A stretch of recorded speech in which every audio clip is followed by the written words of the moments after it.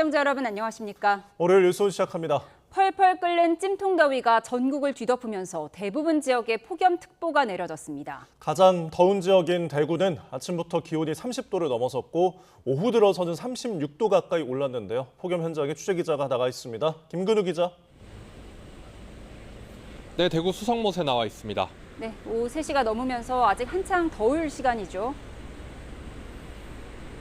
그렇습니다. 하루 중 가장 더울 시간은 조금 지나갔지만 여전히 아주 무더운 날씨가 이어지고 있습니다. 지금처럼 구름 덕분에 이 햇볕을 조금 피할 수 있는 시점에도 이 공기 자체가 너무 습하고 또 뜨겁다 보니까 더위를 피하기가 좀처럼 어려운 상황인데요.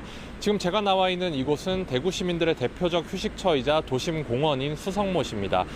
평소 같으면 어느 정도는 이 산책하는 시민들이 있을 시간이지만 지금은 제 뒤로 보시는 것처럼 상당히 한산한 모습을 너무 더운 탓에 한산한 모습을 확인하실 수가 있습니다.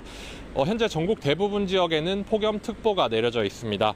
특히 대구는 밤사이 기온이 27도 밑으로 떨어지지 않아서 열대야 현상이 나타났고 오늘도 오전부터 기온이 30도를 넘기면서 일찌감치 무더위가 시작됐는데요. 낮 최고 기온이 37도에 달할 것으로 예보됐었는데 일단 현재까지 공식적으로 집계된 최고 기온은 35.1도입니다. 하지만 기상청 공식 관측 지점이 강 주변이어서 실제 도심 기온은 36도를 넘긴 곳들이 많습니다. 이번 더위는 경주와 포항, 경산 등 경북 지역에서 더 강하게 나타나고 있는데요. 어제는 경산과 포항에 사상 첫 폭염 중대경보가 내려지기도 했고 오늘은 낮 1시 기준 경북 영덕군이 37.1도를 기록하기도 했습니다. 이런 더위에 온열질환 피해도 잇따르고 있는데요. 대구에서도 어제와 그제 이틀 동안 온열질환자 4명이 병원에 이송됐습니다. 지자체들은 무더위 쉼터를 확대 운영하고 대비용품을 전달하는 등 피해 예방에 비상입니다. 더운 시간대에는 바깥 활동을 자제하고 물을 많이 마시거나 충분히 쉬는 등 건강관리에 유의해야겠습니다. 지금까지 대구 수성못에서 YTN 김근우입니다. 30도를 훌쩍 넘는 폭염과 함께 쪽방촌의 힘겨운 여름나기도 시작됐습니다. 밤낮을 가리지 않는 무더위는 나이 많은 어르신들을 더 힘들게 하지만 전기요금 걱정에 에어컨을 마음껏 틀 수도 없습니다. 현장에 취재기자 나가 있습니다. 정영수 기자. 네, 오늘 야외 가만히 있기만 해도 더운 날씨일 텐데 그곳은 어떻습니까? 네, 저는 아침 8시 반부터 이곳에 도착해 주민들을 만났습니다. 오전부터 땀이 많이 났는데 오후가 되고 체감 기온이 더 오르면서 지금은 몸 안이 땀으로 흠뻑 젖었습니다. 어젯밤 서울에도 열대야가 나타난 데 이어 지금도 30도를 넘는 기온을 유지하고 있습니다. 이렇게 더운 날씨에 이곳 주민들은 어젯밤부터 잠도 제대로 자지 못했다고 말했습니다. 38도 이상 들죠. 바람 안 불죠. 그러니까 뭐 밤에 애들 다 나가요. 들락날락 들락날락해요. 실제로 주민들이 사는 방에 들어가 보니 창문이 없는 경우가 많고 창문이 있더라도 바람이 제대로 통하지 않아 일반적인 방보다 습하고 더운 느낌이었습니다. 네, 서울시가 쪽방이 모여있는 건물에 에어컨을 설치해줬는데 밖에 나와 있는 분들이 꽤 있다고요? 네, 이곳 쪽방촌에도 에어컨이 설치돼 있습니다. 건물 복도에 에어컨이 있는데요. 하지만 주민들은 요금 걱정에 바깥에 나와서 더위를 식히는 실정입니다. 그럼 방세를 또 올려받게? 그러니까 나는 안 한다고 그랬어. 에어컨을. 더우니까 여기서 바로 여기서 고테바이 이게 지나가는데 냉철로 한쪽을 비키고 이렇게 앉아 있어요. 서울시가 여름철 석 달은 전기요금을 납부하는 쪽방 소유주에게 매달 최대 20만 원까지 지원하지만 자칫 요금이 지나치게 많이 나올까봐 주민들은 섣불리 에어컨을 틀기 어렵다고 말합니다. 이렇다 보니 이렇게 더운 날씨에도 밖에 나와 있는 등 폭염을 이겨내기 위해 여러 방법을 찾을 수밖에 없습니다. 소방서에서도 주민들 온열 질환을 예방하기 위해 골목길에 물을 뿌려주기도 했습니다. 골목에는 쿨링포구도 설치돼 자동으로 물이 뿌려지게 돼 있는데 전기 사용이 늘면서 지난 금요일 차단기가 고장난 이후 멈춰섰습니다. 쪽방촌 상담소에서는 수리에 일주일 정도 걸릴 것으로 내다봤습니다. 쪽방촌에서의 힘겨운 여름나기가 이제 시작된 가운데 주민들은 이번 여름도 어떻게 버틸지가 걱정입니다. 지금까지 서울 돈이동 쪽방촌에서 YTN 정영수입니다. 전국에 극심한 폭염이 이어지는 가운데 충남에서 올해 첫 온열 질환 사망자가 발생했습니다. 네, 살인적인 무더위 속에서 비닐하우스 작업을 하던 80대 남성이 열사병으로 쓰러져 끝내 숨졌습니다. 오승훈 기자입니다. 뜨겁게 내리쬐는 햇볕 아래 차광막조차 없는 비닐하우스 안에서 잡초 제거 작업이 한창입니다. 고추 수확을 앞두고 농사일에 나섰지만 숨이 턱턱 막히는 더위로 일에 익숙한 농민조차 좀처럼 견디기 힘듭니다. 힘들죠. 엄청 힘들죠 지금. 그러니까 그 나이 드신 분들은, 나도 이제 나이가 많이 먹는 나이 드신 분들은 저항력이 없으니까 진짜 뜨거운 때는 들어오지 말아야 돼요. 폭염특보가 내려진 날씨에 밀폐된 비닐하우스 안은 그야말로 거대한 찜통으로 변했습니다. 멜론을 키우는 비닐하우스 안에 들어와 있습니다. 하우스 내부가 얼마나 더운지 10분 동안 온도를 측정해 보겠습니다. 보시는 것처럼 온몸에 땀이 줄줄 흐르고 온도계는 46도를 넘어섰습니다. 이처럼 가혹한 작업 환경 속에서 결국 충남 지역 첫 온열 질환 사망자가 나왔습니다. 충남 천안의 한 비닐하우스 안에서 80대 남성이 열사병으로 쓰러져 숨진 채 발견됐습니다. 숨진 남성은 발견 당시 체온이 무려 42도까지 치솟아 있었고 사후광직이 진행된 것으로 알려졌습니다. 열사병은 체온 조절 중추가 마비돼 체온이 40도 이상 상승하는 대표적인 급성 응급질환입니다. 특히 비닐하우스처럼 고온다습한 밀폐 환경에서 장시간 육체 노동을 지속할 경우 의식 저하나 호흡 곤란을 일으키며 단시간에 생명을 앗아갈 수 있습니다. 보건당국은 폭염 속 농사일이 목숨을 위협할 수 있는 만큼 철저한 수분 섭취와 휴식이 필수적이라고 경고합니다. 작업할 때에는 모자 등을 이용해서 햇빛을 꼭 차단해 주셔야 합니다. 특히 낮 12시부터 오후 5시까지는 가급적 농작업을 자제해 주시고 또 부득이하게 작업할 경우에는 규칙적으로 휴식을 취해야 합니다. 전문가들은 노약자나 만성질환자의 경우 체온 조절 능력이 크게 떨어지는 만큼 특보 발령 시 고령층의 하우스 작업은 절대 금물이라고 조언합니다. YTN 오승훈입니다. 네, 이어서 전국 날씨 짚어보겠습니다. 대구와 경산, 포항 등 경북 곳곳에서는 37도를 넘긴 가운데 전국적으로 나흘째 극심한 폭염이 이어지고 있습니다. 네, 내일부터는 다시 장맛비가 시작되면서 더위는 한풀 꺾이겠지만 이번에도 중부지방은 밤 사이에 강한 비가 집중될 것으로 보이는데요. 취재기자 연결해서 기상 전망 자세히 알아보겠습니다. 김민경 기자, 폭염 상황부터 자세히 전해주시죠. 네, 대구 동구 신암동의 기온은 37.6도까지 올랐고 경산 하양읍과 영덕 영덕읍, 포항 호미곶도 37.5도를 기록했습니다. 경주 36.8도, 포항 36.7도, 구미 35.6도 등 경북 곳곳에서는 오늘도 35도를 웃도는 극심한 폭염이 이어졌는데요. 이 높은 습도까지 더해지면서 경북 지역은 체감온도도 35도를 넘겼습니다. 서울도 기온은 32.7도였지만 체감온도는 33.2도까지 올라 대부분 지역에서 기온보다 실제로 느끼는 더위는 더 심했습니다. 이번 폭염은 북태평양 고기압과 티베트 고기압이 동시에 우리나라에 영향을 주면서 나흘째 이어지고 있는데요. 현재 강원과 경북 일부 산간, 제주 일부를 제외한 전국 대부분 지역에 폭염특보가 발효 중입니다. 사실상 내륙 대부분 지역이 폭염 영향권에 들어있는 셈인데요. 또 서울을 포함한 내륙 곳곳에는 열대야주의보도 내려져 있어 오늘 밤 사이에도 무더위가 이어질 걸로 보입니다. 밤에도 충분한 수분을 섭취하고 실내 온도를 적절히 유지하는 등 온열질환 예방에 각별히 신경 쓰셔야겠습니다. 폭염은 내일부터 장맛비가 다시 시작되면서 차츰 누그러질 전망입니다. 네, 내일부터 다시 장맛비가 시작되는데 이번 비는 얼마나 또 어디에 집중될 걸로 보입니까? 네, 내일 새벽 제주도를 시작으로 오전에는 수도권과 충남, 오후부터 밤 사이에는 전국 대부분 지역으로 비가 확대되겠습니다.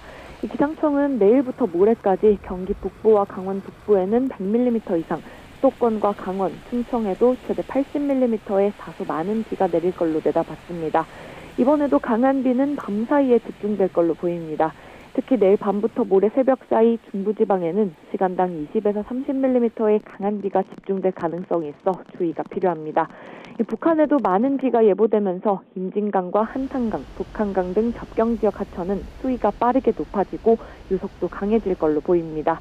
또 내일 일부 산간과 해안에는 강풍특보가 내려질 정도로 강한 바람이 불겠고 전국 대부분 지역에서도 순간풍속 초속 15m 안팎의 돌풍이 예상돼 시설물 관리와 안전사고에 유의하셔야겠습니다.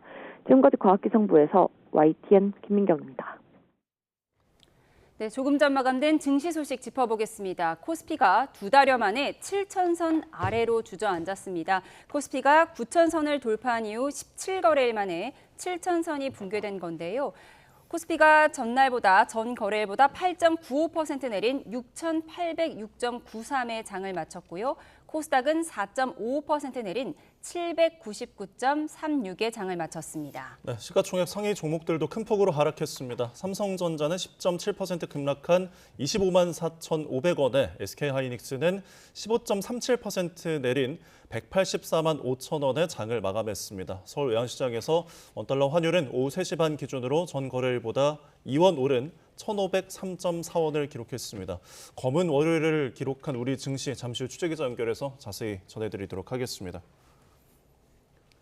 네, 조금 전 있었던 재판 선거 소식 짚어봅니다. 정치브로커 명태균 씨에게 여론조사를 무상으로 받은 혐의로 기소된 윤석열 전 대통령이 1심에서 실형을 선고받았습니다. 서울중앙지방법원은 오늘 윤 전 대통령의 정치자금법 위반 혐의 사건 선고 공판에서 징역 2년과 1,396만 3,600원의 추징금을 선고했습니다. 함께 재판에 넘겨진 명태균 씨에게는 징역 1년 6개월을 선고하고 증거인멸 우려가 있다고 보고 법정 구속했습니다. 윤 전 대통령은 부인 김건희 씨와 공모해 명 씨로부터 2억 7천여만 원 상당의 여론조사 58번을 무상으로 받은 혐의를 받고 있습니다. 재판부는 이 가운데 2,796만 7,200원에 대해서만 유죄로 판단하고 나머지에 대해서는 무죄로 봤습니다. 윤 전 대통령 부부에게 결과가 전달된 14차례의 여론조사에 대해서만 유죄로 인정한다는 취지입니다. 광주에서 알지도 못하는 여고생을 살해한 장윤기의 두 번째 공판이 열렸습니다. 첫 공판에서 범행 동기에 대해 입장을 보류했던 장윤기는 성폭행 목적 살인을 인정했습니다. 취재기자 연결해서 자세히 알아보겠습니다. 김범한 기자. 네, 전남 광주 취재본부입니다. 네, 강간살인 혐의로 구속 기소된 장윤기가 결국 성범죄 목적 범행을 인정한 거죠? 네, 그렇습니다. 오늘 재판 초미의 관심사는 바로 그 부분이었는데요. 오전에 열린 두 번째 재판에서 장윤기는 공소 사실을 모두 인정했습니다. 성폭행을 목적으로 살인을 저질렀다고 시인한 겁니다. 증거들이 보완되면서 범행을 시인하는 게 자신에게 유리하다고 판단한 것으로 보이는데요. 장윤기는 첫 재판에서는 여고생을 살해한 사실만 인정하고 성폭행 의도가 있었는지는 증거를 확인한 뒤에 말하겠다며 다소 유보적 태도를 보였습니다. 하지만 2차 공판에서 장윤기는 결국 공소 사실이 맞는다며 성폭행 목적 범행을 인정했습니다. 이번 재판에서는 장윤기의 범행 당시의 행적이 담긴 블랙박스와 CCTV 영상 등을 재생하고 증거 인정 여부를 두고 심리가 진행됐는데요. 재판부는 피해자와 유족의 사생활 보호 필요성 등을 고려해서 비공개로 진행했습니다. 장윤기는 최근 10여 장의 반성문을 제출한 것으로 알려지고 있습니다. 반성문에는 뒷생각 없이 무책임한 생각으로 피해자를 해쳤다고 적은 것으로 파악됐습니다. 이에 대해 고 이채원 양 측 법률 대리인은 장윤기의 공소 사실 인정은 진심 어린 반성이 아니라 형량을 낮추려는 목적이라고 주장했습니다. 장윤기의 다음 공판은 오는 27일에 열립니다. 지금까지 전남 광주 취재본부에서 YTN 김범환입니다. 이렇게 장윤기의 2차 공판이 열린 법원 앞에서 숨진 여고생의 유족은 다시 한번 울분을 삼켜야 했습니다. 아이의 유품조차 동의 없이 폐기됐다면서 입장을 바꿔서 과연 피해자가 경찰의 딸이었어도 이렇게 수사했겠느냐고 반문했습니다. 직접 들어보시죠. 아이가 마지막으로 입었던 옷은 부모의 동의도 없이 폐기되었고 운동화는 지금 어디에 있는지도 모른다고 합니다. 유품조차 이렇게 취급하는데 과연 지금까지 밝혀진 것이 진실이기는 한 것인지 너무 무섭고 너무 두렵습니다. 겨우 다른 가족들을 통해 전해 듣는 것은 법이 어떻고 고난이 누구에게 있느냐 두고 서로 다투고 있다는 이야기뿐입니다. 그럼 우리 채원이는 어떻게 되는 것입니까? 우리 채원이는 왜 그렇게 억울하게 목숨을 잃어야 했습니까? 그리고 왜 진실마저 숨기려 했습니까? 왜 우리 아이의 억울함보다 조직을 지키는 일이 더 중요했습니까? 만약 피해자가 경찰 가족의 딸이고 가해자가 평범한 시민의 아들이었다면 과연 지금과 같은 수사가 이루어졌겠습니까? 다음 소식입니다. 이재명 대통령이 미래대응 기금을 신설해 미래와 청년, 지방과 교육 등 국가의 미래를 좌우할 4대 분야에 집중 투자하겠다고 밝혔습니다. 이 대통령은 오늘 범정부 재정 운용 방안을 논의하는 국가재정전략회의에서 반도체 대호황에 따른 대규모 추가 세수를 미래 대응을 위한 전략적 투자 재원으로 활용하겠다며 이같이 말했습니다. 또 3대 메가 프로젝트를 우리 경제의 새로운 기회로 만들어내겠다며 반도체와 피지컬 AI 데이터 센터 투자가 기업의 시간표대로 이뤄질 수 있도록 정부 역량을 총동원하겠다고 강조했습니다. 더불어민주당 정청래 전 대표가 다가오는 8.17 전당대회에서 연임에 도전하겠다고 공식 선언했습니다. 검찰 보안수사권 폐지 문제 부각에 당력을 총집결하는 국민의힘은 규탄대회와 의원총회까지 이어갔는데요. 국회로 가보겠습니다. 김철희 기자. 네, 국회입니다. 네, 먼저 출마를 선언한 정청래 대표의 일성부터 살펴볼까요? 네, 오후 2시 국회에서 연임에 도전한다고 밝힌 정 전 대표는 나라의 주인이 국민이듯 당의 주인은 당원이라고 포문을 열었습니다. 또 당원을 33번, 개혁을 18번 언급하며 자신은 대선에 출마하지 않겠다, 개혁 과제를 완수하겠다고 강조했습니다. 다만 정 전 대표가 가장 많이 언급한 단어는 이재명이었는데요. 일부 대목을 직접 들어보겠습니다. 이재명 대통령과의 의리를 지키겠습니다. 이재명 대통령을 끝까지 지킬 사람은 저 정청래라고 확신합니다. 이로써 8월 전당대회는 정 전 대표와 김민석 전 국무총리, 송영길 고민정 의원과 김보미 전 강진군 의원까지 5파전으로 치러질 것으로 보입니다. 후보군이 거의 추려진 데다 공식 후보 등록 역시 나흘 앞으로 다가왔지만 정작 룰 세팅은 아직입니다. 지도부는 어제 오후에도 최고위를 개최해 선호 투표제 도입을 논의했지만 결론을 내리지 못했습니다. 오늘 오전 최고위 역시 취소됐는데 당 관계자는 이견이 있으니 수기하자는 것이다. 비공개 최고위도 잡힌 것이 없다고 말했습니다. 공식 후보 등록 직전인 수요일까지 논의를 마쳐야 한다는 공감대는 있지만 선호 투표제 재검토를 주장하는 친청계 와 도입을 압박하는 친명계 모두 양보할 생각은 없어 보입니다. 네, 검찰의 보안수사권 폐지를 두곤 여당 안에서도 신중론이 나오고 있는데 국민의힘은 저지를 위한 총력전에 돌입했죠? 네, 보수 야권이 검찰 보안수사권 폐지를 규탄하며 모처럼 한 목소리를 내고 있습니다.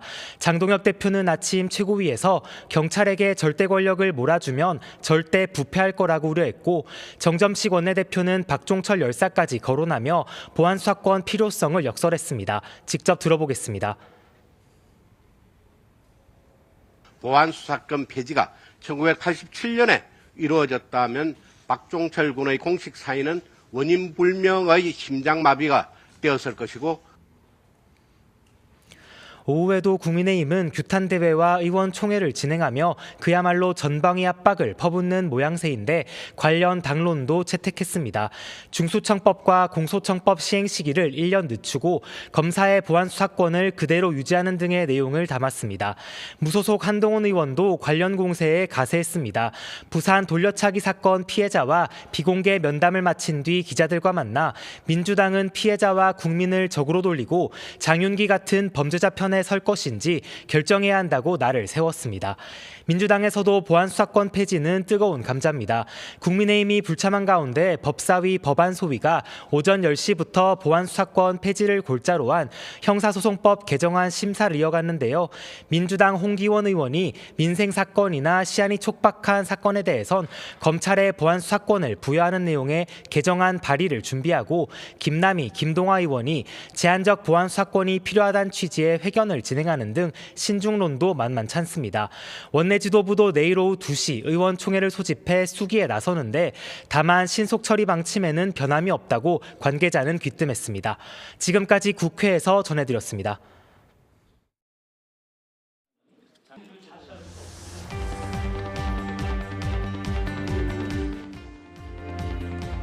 가장 늦은 출사표, 민주당 정청래 전 대표가 당대표 연임 도전을 공식화하면서 사리사욕을 채우지 않겠다.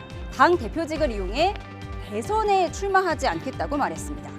이로써 8.17 전당대회는 김민석과 정청래, 송영길, 고민정 의원과 김보미 전 강진 군의원까지 5파전 대진표가 완성돼 가고 있지만 선호 투표제를 도입할지 말지 정작 게임의 룰은 정하지도 못했습니다. 선호 투표제에 반발하고 있는 정청래 전 대표는 두들겨 맞으면 많이 아프지만 잘 견뎌보겠다며 이렇게 자신이 집단 공격을 당하는 언론 만평을 공유했고요. 친 정청래계 문정복 최고위원이 링 코너에서 집중 펀치를 맞는 느낌이라고 엄호했지만 박범계 의원은 누구보다 세고 사나운 정청래 전 대표가 쓸 표현은 아니라고 반박했습니다.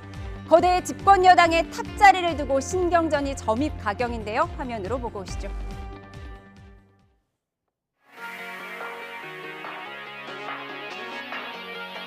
당 대표직을 수행하면서 사리사욕을 채우지 않겠습니다. 당 대표직을 이용해 대선에 출마하지 않겠습니다.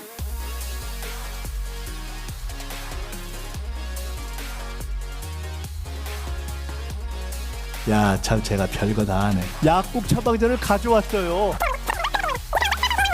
문제가 명예해졌음에도 불구하고 계속 제기한다?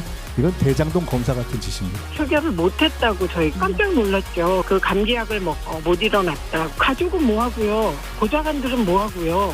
많이 아픕니다. 살살 좀 해주시기 바랍니다. 2대1, 3대1로 싸우는 것은 불공정하지만 정당 방위는 하겠습니다.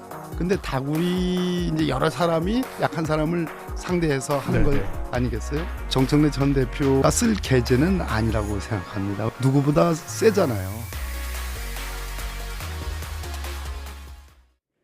네, 오늘의 정치원 부승찬 민주당 의원, 김희정 국민의힘 의원 두 분을 모셨습니다. 어서 오십시오.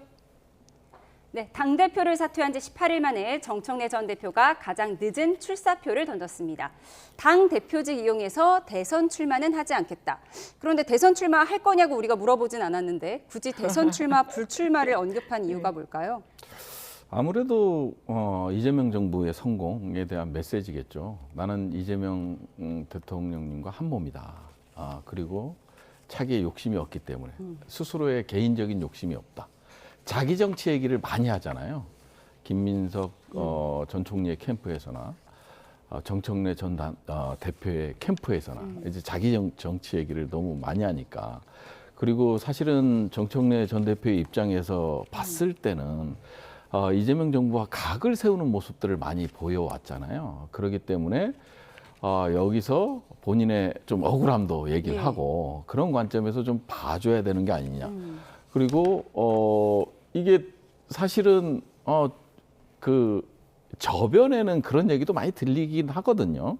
당대표 연임을 통해서 지지 기반을 확고히 하고 그래서 다음 스텝으로 나가는 게 아니냐 이런 얘기도 있었기 때문에 이 표현을 이제 기자회견문에다가 포함을 시킨 거죠. 예, 나는 대통령 욕심은 없다. 당대표만 열심히 하겠다. 이렇게 출마 선언을 한 건데 그러면서 집단으로 맞으면 너무 아프다. 두들겨 맞으면 아프니까 좀 적당히 하시라. 이런 메시지도 냈거든요. 네, 가장 세게 때리시는 분이 그런 말씀을 하니까 좀 받아들이시는 분들이 황당해하는 부분이 있는 것 같습니다. 통상 출마 기자회견을 하면은 미래 비전이라든지 당대표를 통해서 소위 처음 당대표 했을 때와 재임 당대표를 했을 때 어떻게 다른 점이라든지 또 여당 당대표이기 때문에 민생에 대한 얘기라든지 이런 걸 해야 되는데 그냥 처음부터 나 대권 도전 안 해 부터 시작을 했습니다. 그 말은 그냥 그게 염두에 있는 사람이구나라고 본인이 확 드러낸 거죠. 누가 물어봤습니까? 보통 이렇게 기자회견에 그런 게 담기지 않고 얘기를 하고 나면 기자들이 질의응답 과정에서 비판자들이 이런 비판이 있다 어떻게 생각하시냐라고 물으면 답변할 만한 내용을 묻지도 않았는데 먼저 얘기로 한 걸로 봐서 계속 속에 담고 있는 게 대권이구나라는 생각을 할 수밖에 없었습니다. 그리고 듣는 이재명 대통령과 대통령실 기분 나쁠 것 같다라고 생각한 부분이 뭐냐면요. 이제 임기 시작한 지 1년밖에 안 됐는데 바로 정권 재창출을 얘기를 합니다. 물론 일반적인 얘기로 여권이 정권 재창출을 하고자 하는 것은 당연한 얘기지만 1년밖에 안 지난 대통령을 두고 벌써 정권 재창출을 얘기하는 것 자체가 차기 권력으로 눈을 돌리고 있다라는 사인입니다. 그러니까 그 단어 자체가 썩 기분 좋은 단어는 아니게 여권에서 받아들여질 것 같습니다. 예, 차기 대권을 언급하는 것 자체가 대통령실에서 좀 언짢을 수 있다 이런 의견을 주셨습니다. 이렇게 민주당 신경전이 최고조에 이르렀는데 보수 진영도 만만치가 않습니다. 주말에 안철수 의원이 난데없는 기자회견을 열고 한동훈 의원의 복당을 반대한다고 했습니다. 친한계는 안철수 의원이 장동혁 당권파 바이러스에 감염됐다고 맞불을 놨는데 듣고 오시죠. 우리 당에는 얼씬도 하지 말기 바랍니다. 한동훈 의원의 국민의힘 복당을 단호히 반대합니다. 왜 그날의 역사가 오직 한동훈 한 사람의 영웅서사가 되어야 합니까?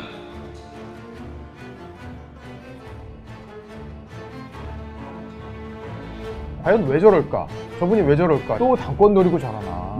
우리 당에 아직까지 강경 우파가 많다고 보고 저러나? 근데 너무 감정적 표현이 많다. 얼씬도 하지 말라는 표현은 이 수준 낮은 사람들이 하는 이야기고. 어떻게 할까요? 창당이라도 할까요? 뭐라고 하시겠어요? 너 창당하라고. 창당하라고? 징계에 대해서도 적절했다 이렇게 보시는 거예요? 뭐 거기에 대해서는 이미 법원에서 판결이 났지 않습니까? 당에서 나가게 된 게 단계 사건 때문 아니겠습니까? 방금 법원이 윤리. 아, 윤리위하고 예. 죽으실란다.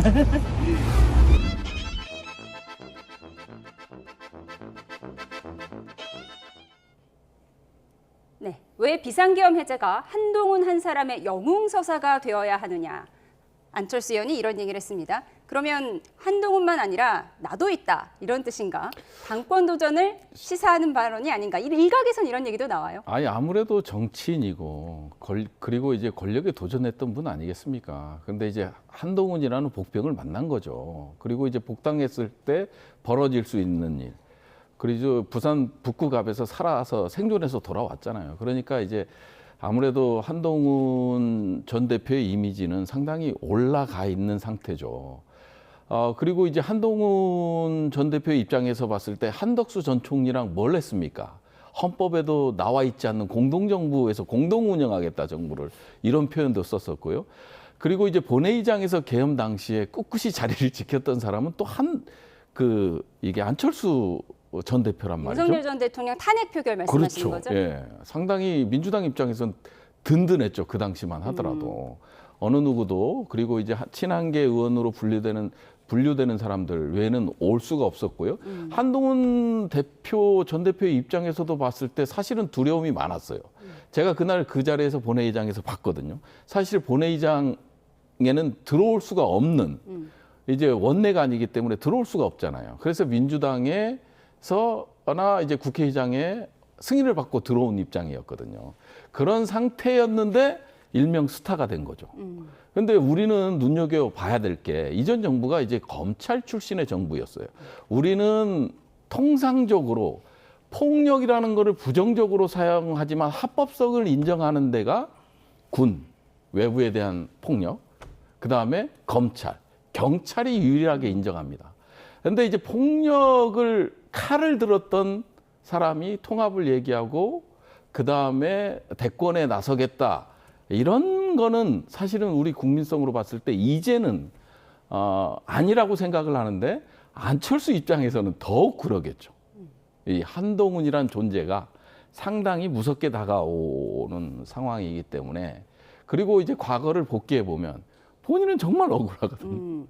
그래서 권력을 위한 당권 경쟁을 위한 걸로밖에는 지금 설명이 되는 게 없다. 잠재적 경쟁자를 염두에 둔 것이다 이렇게 말씀을 하셨는데 국민의힘엔 얼씬도 하지 말라 안철수 의원이 이렇게 기자회견했는데 한동훈 의원이 지금 대응을 하지 않고 있어요. 어제 보니까 벽화 그리고 국수 나르고 이런 지역 행보만 하고 있더라고요. 이것도 전략이라고 봐야 할까요?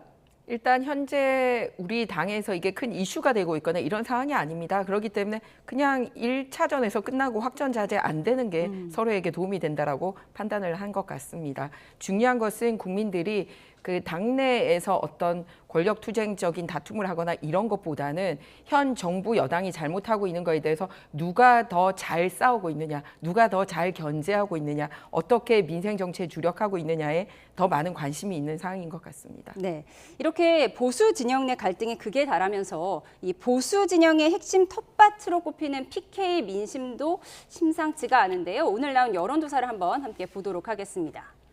민주당이 1.8%포인트 상승한 44.8, 국민의힘이 2.2%포인트 하락한 38.1%로 두 정당의 차이가 오차 범위 밖으로 벌어졌습니다. 눈에 띄는 건 부산, 경남, 울산 PK 지역입니다. 국민의힘이 20.6%포인트 폭락하며 32.9%로 내려앉았습니다. 53.6%로 민주당이 크게 역전한 건데 공교롭게도 장동혁 대표가 장외 정치에 공을 들인 곳입니다. 올림픽공원에서 대한민국의 민주주의를 지켜낼 수 있도록 여러분 함성을 질러주십시오. 부정선거 재선거 당일투표 수개표. 네, 그제 대표님의 발언을 빌려서 한마디 하겠습니다. 재명아, 고등학생이랑 싸우지 말고 나랑 싸우자! 네, 그제 봤지, 들었지란 반말 피켓을 다시 한번 들었는데요. 어제는 이승만 전 대통령 초상이 그려진 목걸이를 착용하고 동혁이 거라고 적힌 올림픽공원 집회 전용 가방도 지참했습니다. 당대표가 당에 설 자리가 없으니까 장외로 도는 겁니다. 그리고 모자 쓰고 마스크 쓰고 집회 나간다 하더라도 분명히 현직 당대표입니다. 자제해 주기를 부탁합니다. 장동혁 대표가 징계를 할 수 있는 힘이 없어요, 지금. 이미 지도력을 잃었습니다. 그러니까 결국은 자기 명을 재촉하는 길을 자꾸 지금 가고 있습니다.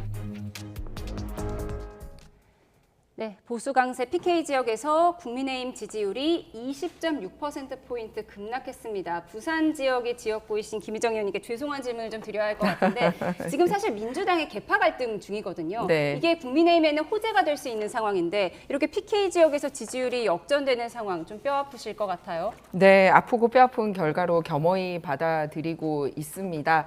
특히 이제 지방선거를 통해서 많이 힘을 실어주셨기 때문에 지방선거 이후에 당이 개혁하고 지방선거 전과는 다른 모습을 보이기를 바랬는데 사실 뭐 내부 사정이든 외부 환경 때문이든 여전히 국회는 무기력한 모습을 보이고 있고 그런데 다룰 수 있는 굉장히 큰 의제는 있지 않습니까? 작정을 했든 작정을 하지 않았던 어쨌든 정의롭지 않은 부정선거 아니냐라는 얘기가 나올 정도의 이 총체적인 선거 관리의 부실 문제 부분에 있어서도 국회나 기득권 세력이 나서서 또는 제도적으로 권위 있게 이 문제를 다루지 못하고 있는 모습이라든지 역시 계속 국회에서 원구성에서부터 밀리는 모습이라든지 그리고 당 지도부 안에서도 새롭게 이렇게 출발하지 못하고 있는 부분이라든지 이런 부분에 대해서 어느 정도 시간을 두고 기다려 주셨다가 이제 마음이 돌아서는 부분이 있는 것 같습니다. 그렇기 때문에 이 부분에 대해서 겸허하게 받아들이고 밖으로는 민주당과 여당의 실책에 대해서 최선을 다해서 싸우지만 안으로는 최대한 찌그덕거리는 목소리는 내지 않지만 어떤 변화는 이끌어내야 되는 그런 과제를 안고 있습니다. 네, 이렇게 국민의힘 지지율 하락이 김희정 의원님 같은 분은 이제 국회 내에서 열심히 일하고 계시지만 당대표가 너무 바깥으로 도는 것 아니냐, 장외 집회에만 너무 집중하는 것 아니냐 이런 분석이 나오잖아요. 이런 가운데 이 반말 피켓 논란 계속해서 되고 있습니다. 이게 사실은 야당이 지지율이 올라가는 경우는 정권이 잘못했을 때예요. 정권이 잘못했을 때. 그래서 대안을 찾아가는 거거든요. 그 야당이 힘이 있다고 그래서 야당이 잘한다고 해서 그 대안으로서 작동하는 게 아니고요. 여당과 정부가 못하기 때문에 그 대안을 어쩔 수 없이 찾아가는 게 이제 중도층이거든요. 그런데 지금 상황을 보시면 뭐 IMF도 그렇고 우리 경제 성장률, OECD도 그렇고 경제 성장률을 1% 이상으로 예측하는 걸 상향 조정하고, 그다음에 뭐 지금 뭐 주식시장, 증권시장이 다소 침체된 분위기는 있지만 그래도 이제 공약을 달성하고, 그다음에 수출이 이제 매년 신기록을 세우고 있고 반도체 효과로 이런 것들 때문에 실제적으로 이 대안을 찾아가는, 야당으로 찾아갈 수 있는 대안이 없는 거예요. 그런 상황에서 당대표란 분이 노동신문에서나 볼 법한 단어들을 사용하잖아요. 아마 최초의 사례일걸요. 이례적인 사례고. 그러면 얼마나 혐오감이 들겠습니까? 그리고 당대표, 어찌됐든 현직 당대표인데 당 입장에서도 장동혁 대표가 설 수 있는 자리를 만들어줘야 되는데 이게 아니라 계속 장애로 나가게끔 하는 그런 분위기를 만들고 있거든요. 그런 요인들이 복합적으로 작용해서 이렇게 떨어진 거지 그거 외에는 설명이 안 되는 거죠. 네, 박지원 의원은 SNS에 글을 올려서 장동혁 대표의 이 반말 피켓 시위 이거 폐륜 아니냐, 아이들 볼까 두렵다 이런 얘기까지 했습니다. 보다 품격 있는 단어로 정제가 되게 우리의 정치적인 표를 썼으면 좋겠습니다만 민주당 의원들의 그동안 품격 없는 그런 발언들에 대해서 박지원 의원이 나서서 정리를 한 적이 있습니까? 온갖 품격 없는 발언과 저질 발언은 민주당에서 더 많이 나왔던 것 같은데 당내 먼저 챙기는 게 좋을 것 같습니다. 예, 좀 더 품격 있는 단어를 서로 썼으면 좋겠다 이런 말씀을 주셨습니다. 그런가 하면 정의안 전 개혁신당 부산시장 후보의 테러 자작극 논란이 일파만파입니다. 이준석 개혁신당 대표가 자작극의 배후에 국민의힘이 있다는 의혹을 제기했습니다. 들어보시죠. 5월 17일 날 박정균 캠프의 모 인사가 정의안 후보를 접촉한 것을 저희는 그때 이미 파악했었습니다. 중앙당과 아무런 논의도 없이 상대 후보 측이 개인 후보에게 접근해 단일화를 제안했다면 협잡입니다. 자리를 믿기로 해서 단일화를 요구한 적이 있습니까? 없습니까? 단일화 사주 했습니까? 안 했습니까? 후보가 수사를 받으러 드나드는데도 아무도 이 사실을 몰랐다고 주장하는 것은 상식적으로 맞지 않습니다. 야합 가능성을 운운하기 이전에 국민들이 납득할 수 있는 해명을 하면 되는 일입니다. 자작 테러 범죄를 우리 국민의힘이 배후에서 공작한 것처럼 주장했습니다. 이준석 본인의 스캔들로 번지자 아무 말 대잔치로 국민 전환을 시도하는 것입니다. 네, 개혁신당은 부산시장 선거 과정에서 정의안 전 후보에게 단일화를 제안했던 국민의힘이 이 테러 자작극에 영향을 미쳤을 수도 있다. 배우설을 제기했어요. 사실 뭐 처음에는 이게 민주당 쪽이나 지금 이재명 정부 쪽으로 이제 공격의 칼날이 좀 왔었잖아요. 그러다가 이제 갑자기 이제 이준석 쪽으로 이제 방향이 틀어졌고, 그다음에 이제 이준석 그 대표의 입장에서 봤을 때는 좀 황당할 것 같다라는 생각이 들어요. 왜냐하면 이게 마치 본인들, 개혁신당이 통제를 잘못해서 이렇게 된 것 마냥 이렇게 하다 보니 실질적으로 이런 해명을 하는 과정에서 이런 것들이 나온 거잖아요. 4월 27일 날 이게 정의안 테러가 있었고 자작극 테러가 있었고, 그러고 나서 이제 5월 중순에 이제 경찰에서 자백을 하는 그런 상황까지 갔는데 이제 개혁신당은 아무것도 못했다는 거죠. 근데 개혁신당 입장에서는 지속적으로 연락을 하는데 국민의힘 인사들하고만 연락하고 단일화 논의만 진행되고 정의안 후보가 아예 개혁신당과 대화를 하겠다라는 걸 거부했다라는 거잖아요. 그런 상황에서 봤을 때 이준석 대표 입장에서는 상당히 국민의힘의 이런 사고방식이라든지 이런 얘기들 자체가, 비난 자체가 불편할 수밖에 없었고, 그러다 보니까 이제 강공 드라이브를 건 게 아닌가, 저는 그렇게 보이죠. 예, 그러니까 개혁신당 입장은 이렇더라고요. 정의안 전 후보와 잠깐 연락이 안 됐는데 그때 박형준 시장 후보 측에서 연락을 해왔다는 거예요. 그래서 이게 테러 배후에 있는 것 아니냐, 자작극 배후에 있는 것 아니냐 이런 의심을 하고 있는 건데 국민의힘 입장은 어떻습니까? 만약에 테러 배후에 국민의힘이 있었다면 이 사건이 선거 전에 알려졌겠죠. 그래서 문제가 있는 후보다라고 얘기하고 사퇴를 시키고 또 두 번째는 민주당을 공격할 거리도 있습니다. 왜 알고도 경찰은 발표를 안 하냐. 그러면 저희는 민주당에 대한 공격도 할 수 있고 그리고 개혁신당에 대한 공격도 할 수 있는데 저희는 이거 선거 끝나고 알지 않았습니까? 정말로 국민의힘이 관여했다면 선거 전에 알렸어야죠. 지금 원통한 사람은 국민의힘입니다. 그리고 정말 이 선거에서 알 권리를 박탈당한 국민의힘 지지자들과 부산 시민입니다. 생각을 해보십시오. 경찰이 5월 18일 날 알고도 이 사실을 알리지 않고 국민들의 선택권을 제한했다라는 부분이고요.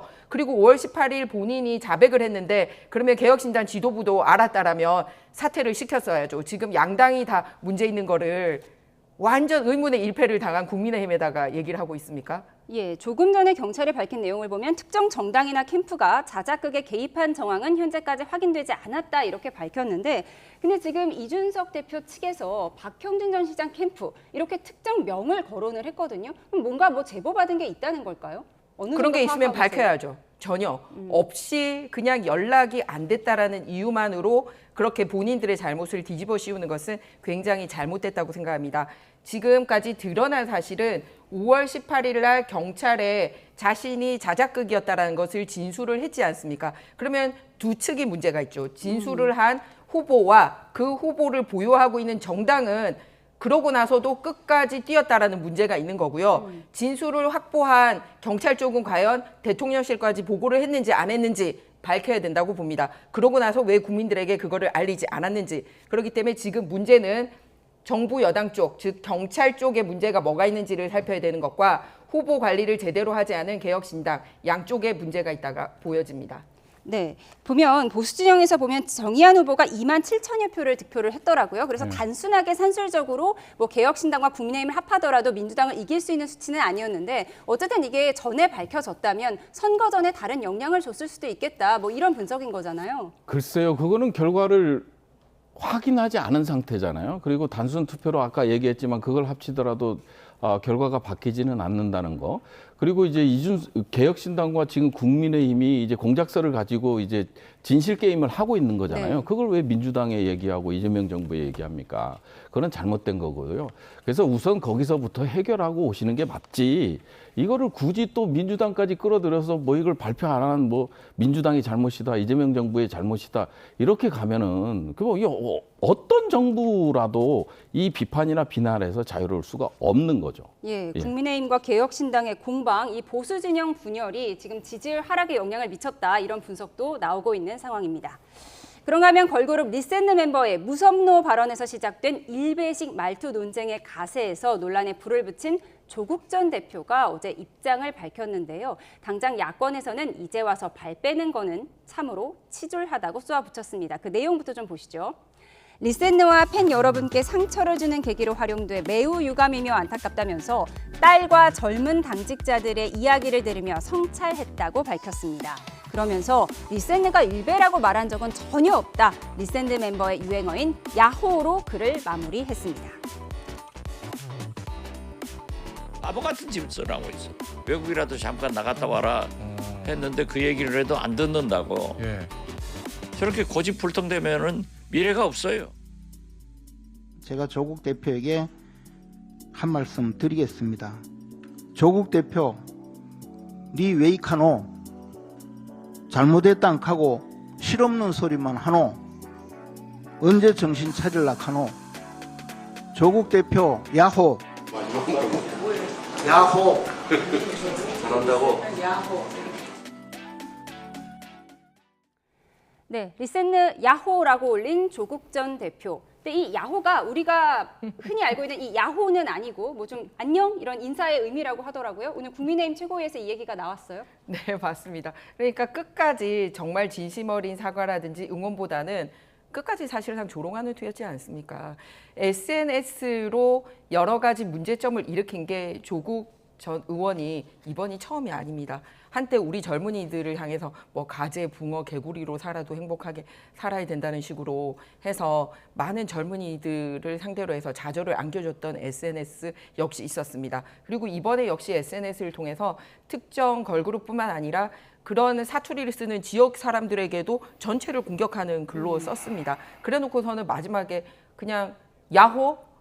뭐 하자는 겁니까? 정치인으로서의 무거운 책임감이나 소위 형벌을 그렇게 오랫동안 예를 들어서 형벌을 집행받고 다시 정치권에 나오고 나서도 아, 이분은 변함이 없구나라는 생각이 듭니다. 그리고 정치권이 국민들에게 정말 말로 위로가 되는 게 아니라 말로 이렇게 상처를 주는구나라는 것을 대표적으로 보여주는 사례이기 때문에 우리가 저분을 보면서 정말 반면교사로 삼아야 되지 않나 이렇게 생각합니다. 예, 박지원 의원이 얼마 전에는 조국 전 대표가 외롭고 고독한가 보다라고 했는데 오늘은 외국에 좀 나갔다 오면 좋겠다라는 얘기까지 했어요. 사실은 좀 부적절했죠. 이거를 그냥 완전 환원주의적인 시각이잖아요. 즉 말하자면 요만한 단편적인 걸 보고 전체를 해석하려고 하는 그런 이제 환원주의적인 시각에서 이거를 또 이게 팔로워도 많고 이게 뭐 약간 팬덤 현상도 있는 그런 전 대표시잖아요. 그런 입장에서 봤을 때 본인의 말 한마디, 그다음에 글 한자가 얼마나 큰 위력을 발휘하고 또 이 글을 통해서 얼마나 많은 상처들을 받고 있는지는 다시 되새겨 볼 필요가 있고, 그리고 리센느의 그 용어 그 응원 구호가 야호 아니에요. 예. 그거를 또 마지막에 리센느 야호 이렇게 딱 쓴다는 게 좀 이게 좀 납득이 좀 안 되고요. 좀 약간 창피스럽다. 뭐 이런 부끄럽고 창피스럽다 이런 생각이 들어요. 그러니까 이제 박지원 대표님께서도 전 대표님께서도 정말 조국 전 대표를 응원하고 이런 입장에 있어서 외국에라도 나갔다 오시라 이런 말을 할 정도면 얼마나 부끄러운 표현인지 이걸 알 수 있는 대목이 아닐까 싶습니다. 예, 리센느는 이번 논란 이후에 곡이 역주행하면서 차트 1위까지 올랐다고 하는데요. 이 부분까지 짚어봤습니다. 지금까지 부승찬 민주당 의원, 김희정 국민의힘 의원 두 분과 함께했습니다. 고맙습니다.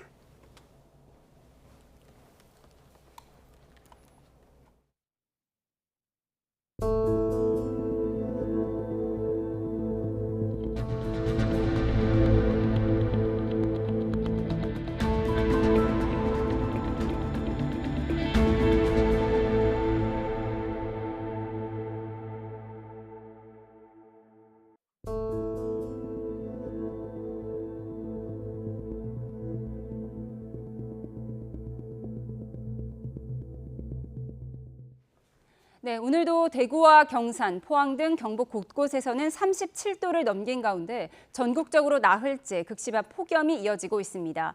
내일부터는 다시 장맛비가 시작되면서 더위는 한풀 꺾이겠지만 이번에도 중부지방은 밤사이에 강한 비가 집중될 것으로 보입니다. 취재기자 연결해 기상 전망 알아보겠습니다. 김민경 기자, 네, 폭염 상황 자세히 정리해 주시죠.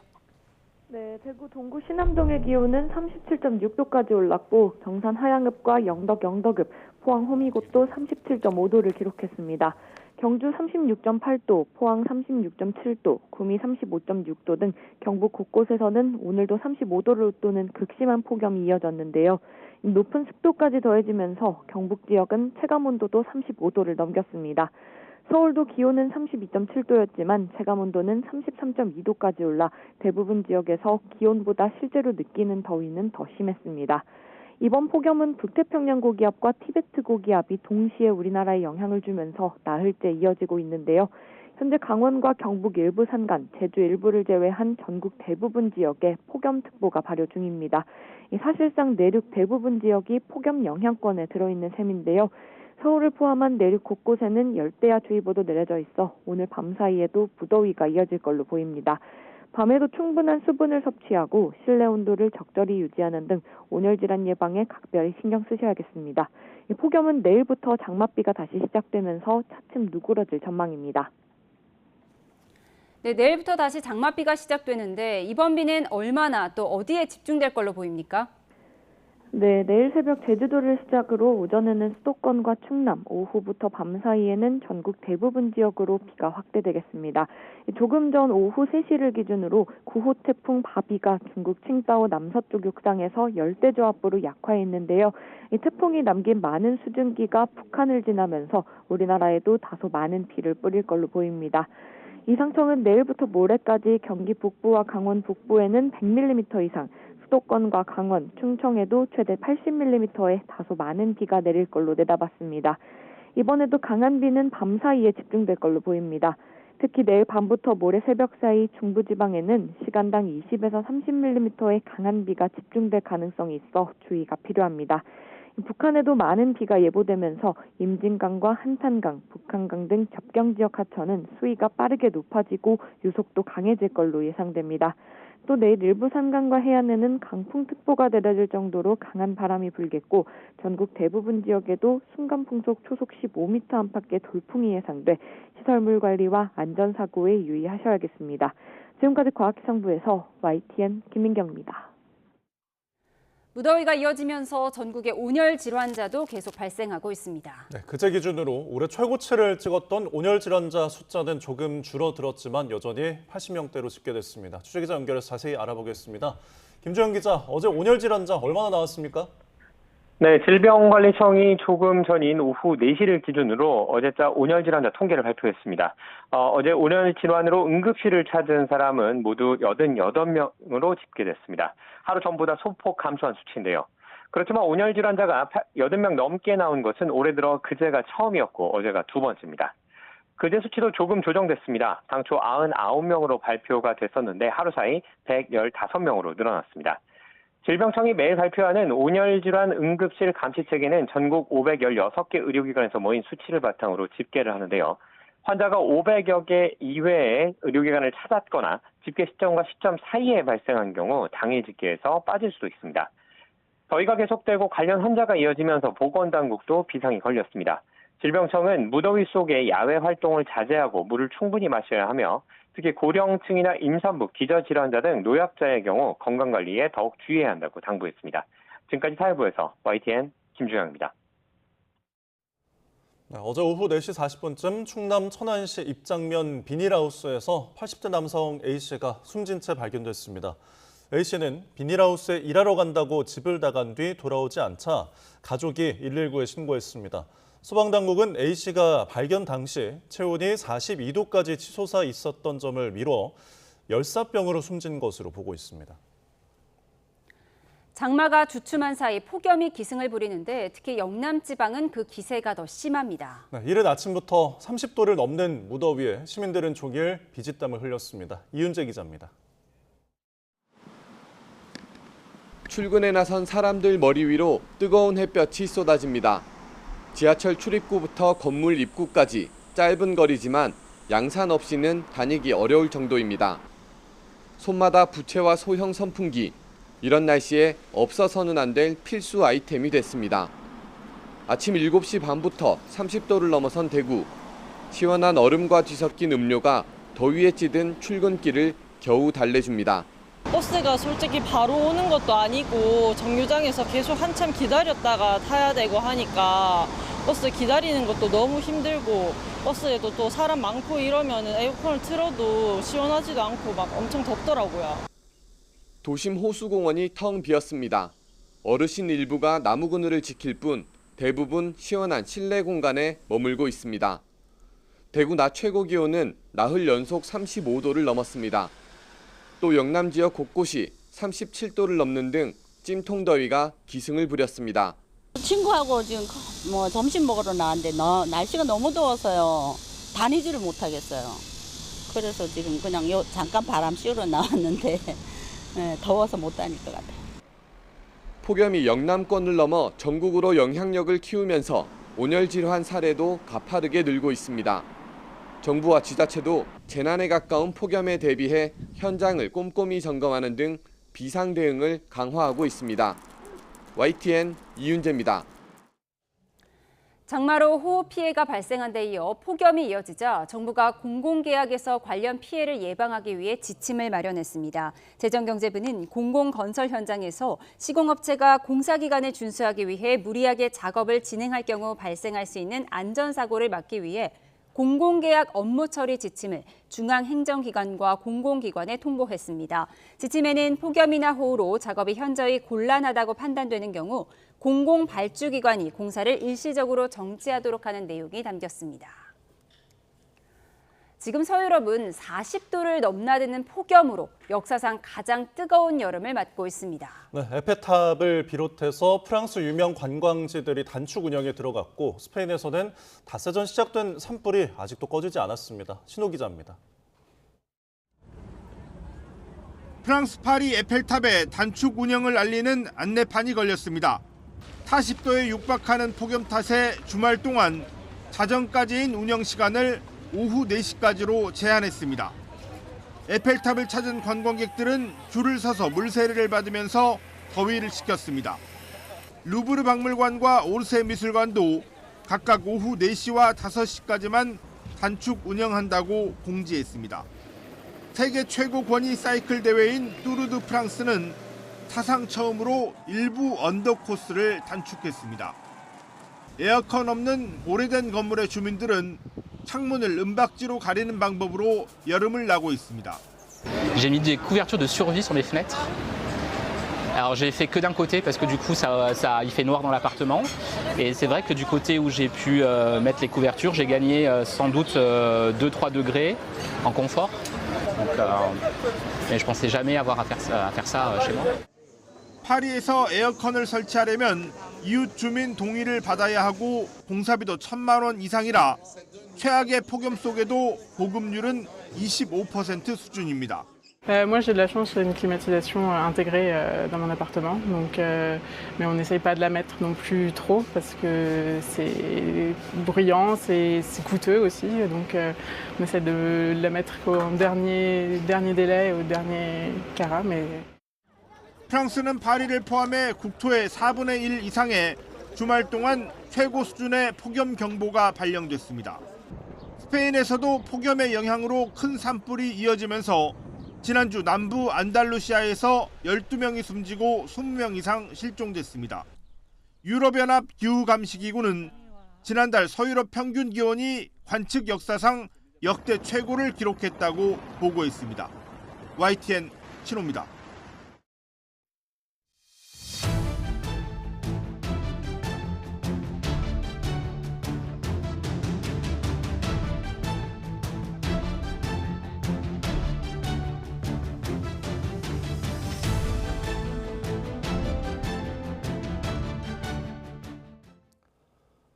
네, 오늘 코스피가 매도 사이드카에 이어 서킷 브레이커가 발동되는 등 8.95% 폭락한 6,806에 마감했습니다. 서킷 브레이커는 올해 7번째, 역대로 13번째 발동되면서 절반 이상이 올해 집중됐는데요. 취재기자 연결해서 자세히 알아보겠습니다. 윤태인 기자, 오늘 코스피가 폭락세를 보였죠? 네, 코스피는 8.95% 내린 6,806에 마감했습니다. 오늘 0.85% 내린 7,411호 개장한 코스피는 폭락세의 장중 6,783을 기록하게 됐는데요. 이런 폭락세 코스피 시장에는 오전에 매도 사이드카가 발동된 데 이어 오후에는 서킷 브레이커 1단계가 발동됐습니다. 오늘 코스피 시장에 발동된 서킷 브레이커는 올해로 7번째, 역대 13번째로 절반 이상이 올해로 집중된 모습입니다. 코스피 대장주인 삼성전자는 한때 상승세였지만 하락 전환에 10.7% 내린 25만 4천 원을 기록했고, 지난주 미국 증시 ADR 상장을 성공적으로 치렀던 SK하이닉스도 15% 넘게 폭락한 184만 5천 원을 기록했습니다. 코스피 수급을 보면 외국인과 기관이 순매도했고 개인이 순매수했습니다. 오늘 증시는 최근 주가 상승을 이끈 SK하이닉스에서 ADR 상장 이벤트가 소멸하며 차익 실현 압력이 나타났고, 2분기 실적이 눈높이에 미치지 못할 것이라는 우려가 나온 것이 하락 배경이라는 분석이 나옵니다. 다만 반도체주 자체의 펀더멘털이 훼손된 것은 아니라는 분석도 나옵니다.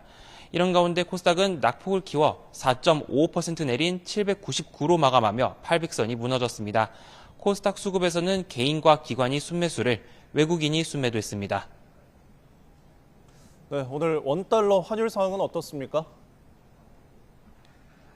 네, 오늘 서울 외환시장에서 원달러 환율은 1,498.5원으로 시작해 오후 3시 반 기준으로 1,503.4원에 거래됐습니다. 현재도 1,500원대 초반에서 거래를 이어가고 있습니다. 금융권에서는 SK하이닉스의 ADR 상장으로 인한 달러 확보 등이 환율 하락 압력으로 작용하겠지만 중동 불확실성과 강달러 기조는 환율 하단을 지지하는 요인이라는 평가가 나왔습니다. 국제유가는 미국과 이란 사이의 이슈가 다시 부각되면서 3%대 급등하고 있습니다. 현재 브렌트유는 배럴당 78달러 선에서 거래되고 있고 미국 서부 텍사스산 원유는 배럴당 74달러 선에서 거래되고 있습니다. 주요 6개국 통화 비교할 때 달러의 가치를 나타내는 달러 인덱스도 101.1 근처를 기록하고 있습니다. 지금까지 외환거래 현장에서 YTN 윤태인입니다. 네, SK하이닉스의 미국 주식 예탁증서 ADR과 연계한 레버리지 상장지수 펀드 ETF가 우리 시간으로 내일 오후 5시 이후 뉴욕 증시에 잇따라 출시됩니다. 미국 투자 운용사인 렉스셰어즈의 오기석 아시아 사업대표는 YTN에 이 SEC 미국 증권거래위원회에서 모든 하이닉스 ADR 레버리지 인버스 ETF들은 한국 시간 14일 오후 5시부터 거래가 가능하다고 연락을 받았다고 밝혔습니다. 네, 지금 제 뒤로 보이는 이 사진, 지난 주말 누리꾼들이 찍은 한 홈플러스 매장의 모습입니다. 진열용 냉장고엔 상품 하나 없이 불만 켜져 있고요. 매대도 그냥 텅 비어 있습니다. 다른 매장 상황도 크게 다르지 않습니다. 빈 매대들 사이로 그나마 PB, 자체 브랜드 상품이 듬성듬성 자리를 채웠는데요. 회생 절차 폐지 결정 이후 자금난을 겪던 홈플러스는 결국 오늘부터 대형마트 영업을 전면 중단했습니다. 오동건 기자가 자세히 보도합니다. 홈플러스 매장 입구에 임시 휴업을 알리는 공고문이 붙었습니다. 직원들이 앉아 있어야 할 계산대는 텅 비었고 쇼핑카트도 사용할 수 없도록 한데 묶여 있습니다. 갑작스러운 영업 중단을 알지 못한 채 매장을 찾은 소비자들은 발길을 돌려야 했습니다. 좀 걸어서 아이들하고 힘들게 왔는데 임시 휴업인지 몰라가지고 좀 당황스러워요. 홈플러스가 전국 대형마트 매장의 영업을 임시 중단했습니다. 쇼핑몰에 입점한 매장은 점주의 판단에 따라 영업을 이어갈 수 있지만 대형마트 매장과 본사 조직은 운영을 멈췄습니다. 홈플러스는 운영 자금이 모두 고갈돼 상품 대금 지급은 물론 매장을 유지하기 위한 운영비조차 감당할 수 없는 상황이라고 밝혔습니다. 매장의 보안과 안전을 유지하기 위해 임시 휴업을 결정했다고 설명했습니다. 법원의 회생 절차 폐지 결정에 대한 즉시 항고 기한인 오는 20일까지는 영업에 문제가 없을 것으로 예상한 소비자들은 당황하는 모습이었습니다.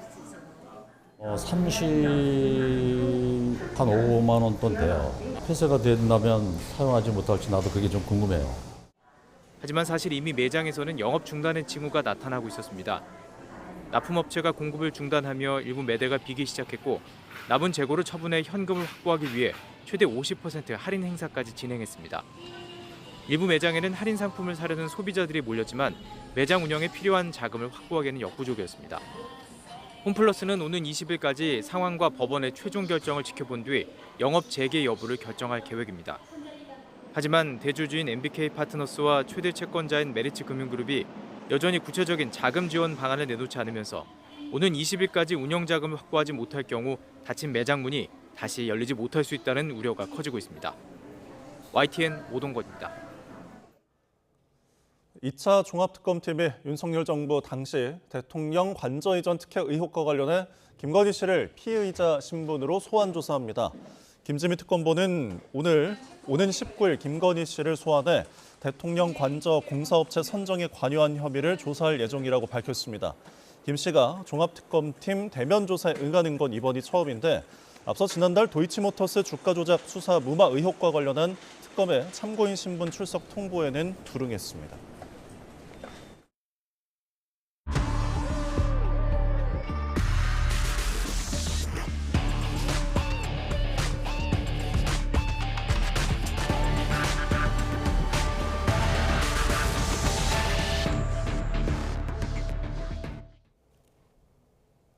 네, 광주에서 여고생을 살해한 장윤기의 두 번째 공판이 열렸습니다. 재판 과정에서 장윤기는 성폭행 목적의 범행을 저질렀다는 공소 사실을 모두 인정했습니다. 오선열 기자입니다. 광주 도심에서 여고생을 무참하게 살해한 23살 장윤기. 지난달 22일 첫 재판에 이어 장윤기의 2차 공판이 열렸습니다. 강간 등 살인과 살인 미수, 살인 예비 등 8개 혐의로 구속 기소된 장윤기의 두 번째 재판은 2시간 동안 진행됐습니다. 이번 재판의 가장 큰 관심사는 장윤기의 성폭행 목적 범행의 인정 여부였습니다. 장윤기의 변호인은 법정에서 지난 공판에서 보류했던 강간살인 등 공소 사실 모두를 인정한다고 밝혔습니다. 장윤기도 변호인의 의견에 동의하는지를 묻는 재판부의 질문에 맞다고 짧게 답했습니다. 일부 비공개로 진행한 재판에선 범행 당시 영상의 증거조사가 이뤄졌습니다. 영상엔 범행 도구를 준비하고 태연이 세탁소와 미용실을 들린 장 씨의 행적 등이 담겼습니다. 장 씨의 잔혹한 범행 모습엔 피해자 측도 잠시 퇴정했습니다.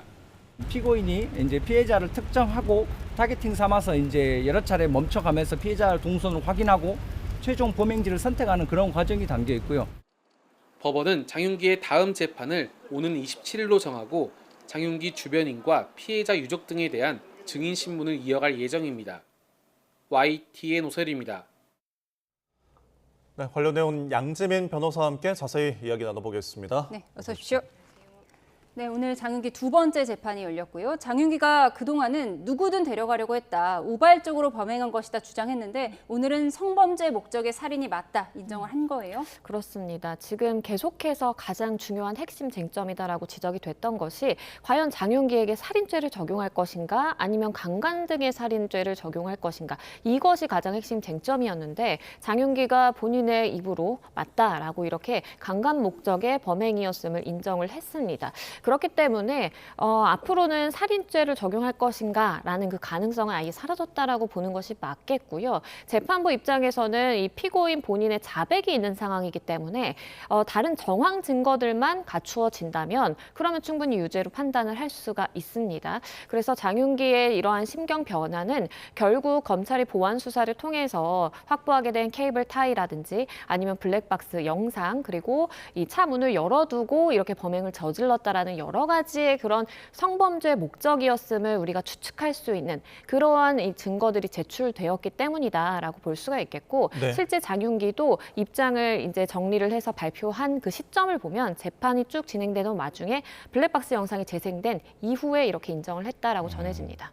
장윤기가 최근에 재판부에 반성문을 냈었는데 거기에는 성범죄 목적의 어떤 범행을 시인하는 내용이 없었거든요. 그런데 이번에 강간살인 혐의를 인정했다는 것은 이 반성문에 냈던 그 내용과 지금은 좀 다른 태도인 건데 이거 어떻게 해석할 수 있을까요? 그렇죠. 그러니까 철저하게 좀 계산된 행동이었다라고 생각을 해볼 수도 있겠습니다. 왜냐하면 반성문을 쓸 때 본인이 이 강간 목적으로 범행을 한 것인지 아닌지에 대해서 확실한 입장을 취하게 되면 그러면 추후에 이것을 번복하는 것이 되기 때문에 굉장히 본인의 진술이라든지 이런 것들에 대해서 신빙성이 떨어지게 되거든요. 그렇기 때문에 장윤기가 처음에도 이야기를 했던 건 살인 자체에 대해서는 증거가 너무나 확실하기 때문에 부인을 할 수 없지만 강간 목적인지는 변호인을 통해서 어쨌든 보류한다, 유보한다라는 입장을 표했었어요. 이것은 피고인은 사실 재판에 넘겨지게 됐을 때 검찰 측에서 어떠한 증거들을 가지고 있는지 모르거든요. 그렇기 때문에 재판을 거듭하면서 공판 횟수가 거듭되면서 이러한 증거들을 가지고 있구나, 이건 불리하기 때문에 내가 인정해야 되겠다, 아니면 이런 부분은 좀 숨길 수도 있겠다라고 하는 것들이 일부 피고인들의 경우에는 굉장히 전략적으로 접근하기도 하거든요. 그렇기 때문에 장윤기가 이것에 대해서 결국에는 이제 목적에 대한 부분을 유보적인 입장을 취하다가 결국에는 어쨌든 심경의 변화를 일으켜서 본인이 인정하고 차라리 양형에서 좀 유리하게 다퉈보겠다라는 식의 전략으로 선회한 것으로 보여집니다. 네, 말씀하신 것처럼 이제 일반 살인과 달리 강간 살인은 사형 아니면 무기징역밖에 없잖아요. 지금 강간 살인 증거들이 이렇게 잇따라 나오는 상황에서 만약에 장윤기가 끝까지 인정 안 하면 어떻게 되는 거죠?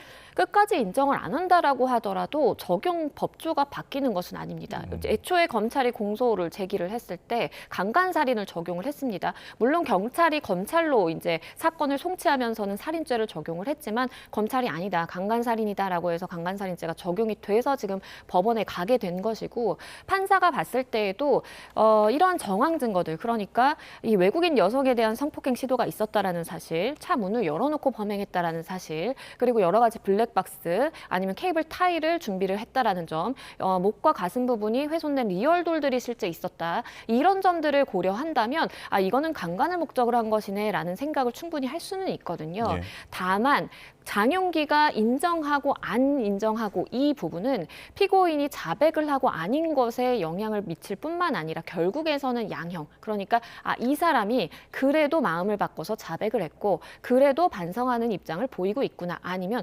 끝까지 이것을 부인하면서 본인은 그러한 목적이 아니었다라고 인정하지 않는구나, 이것에 대한 판단이 달라지는 것이거든요. 만약에 끝까지 인정을 안 했다라고 한다면 죄질이 더 나쁘다. 재판부가 보기에는 반성의 기전이 전혀 없다라고 해서 양형에서는 더욱 불리한 상황이 될 수밖에 없었다라고 보입니다. 네, 우리가 재판을 진행할 때 반성, 피의자의 반성이란 말을 많이 쓰는데 반성문 지금 제출을 했잖아요. 그런데 이게 뭐 감형이 목적이 아니야 이런 비난을 많이 받기도 하는데 실제로 그 반성문의 효과가 어떠합니까? 일단은 많은 피고인들이 거의 요식행위 형식으로 이렇게 반성문을 많이 제출을 합니다. 그래서 어떤 피고인들의 경우에는 본인이 수감 생활을 하면서 매일매일 반성문을 써서 제출을 해서 몇백 장씩 제출을 하는 경우도 있거든요.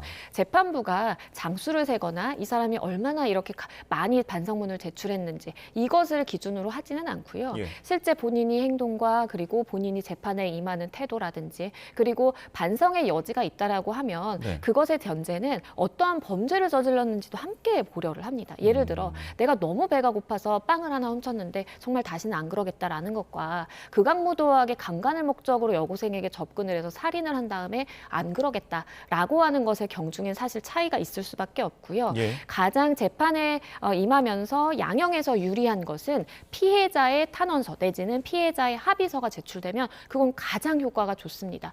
그런데 장윤기의 경우에는 지금 피해자와 합의도 되지 않았고요. 그리고 뭐 미안하다, 사과의 전화 한 통 없었다라고 네. 이 고등학생 어머니가 사실상 울부짖고 있죠. 그렇기 때문에 이 부분에 대해서는 뭐 재판이 끝날 때까지 가봐야 알겠지만 아직까지는 그렇게 유리한 양형의 그 조항, 그 유리한 그 요소는 없다라고 보여집니다. 네, 지금 경찰의 부실 수사뿐만 아니라 조직적 은폐 정황이 국민적 공분을 사고 있는데 이 장윤기 아버지의 지금 행정에 계속해서 논란이 되고 있습니다.